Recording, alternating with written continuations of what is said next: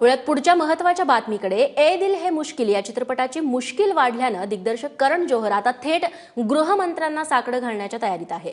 मुकेश भट्ट यांच्यासह अनेक जण 12 वाजता केंद्रीय गृहमंत्री राजनाथ सिंग यांची भेट घेणार आहेत। करण जोहरच्या आवाहनानंतर देखील मनसेनं आपला पवित्रा कायम ठेवलाय आणि चित्रपट प्रदर्शनाचे मार्ग बंद केले।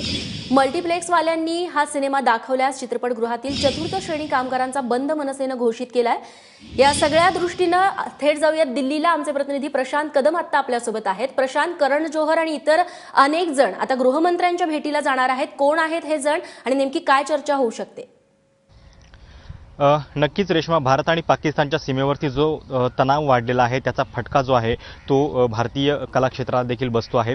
करण जोहरच्या चित्रपटामध्ये ए दिल है मुश्किलमध्ये खरं तर फवाद खान हा पाकिस्तानी अभिनेत्याची भूमिका आहे आणि त्याच्यामुळे या फिल्मला विरोध होत होता। काल करण जोहरनं या संदर्भातला एक व्हिडिओ जाहीर केला आणि त्याच्यात असं स्पष्टपणे म्हटलेलं होतं की यापुढे मी पाक कलाकारांना चित्रपटामध्ये घेणार नाहीये। मात्र त्यानंतर देखील मनसे जी आहे त्यांची भूमिका मवाळ झालेली नाहीये।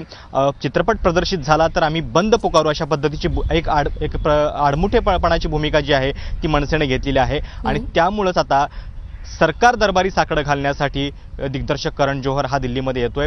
त्याच्यासोबत मुकेश भट्ट आणि इतर काही बॉलिवूडमधली मंडळी जी आहेत ती देखील असणार आहेत। दुपारी 12 नंतर नॉर्थ ब्लॉकमधल्या राजनाथ सिंह यांच्या कार्यालयामध्ये ही भेट होईल आणि कदाचित सरकारच्या पातळीवरती काहीतरी पावलं उचलली जातील आणि या चित्रपटाला संरक्षण दिलं जाईल अशा पद्धतीची अपेक्षा साहजिकच करण जोहर आणि इतर सगळ्या मंडळींची असेल।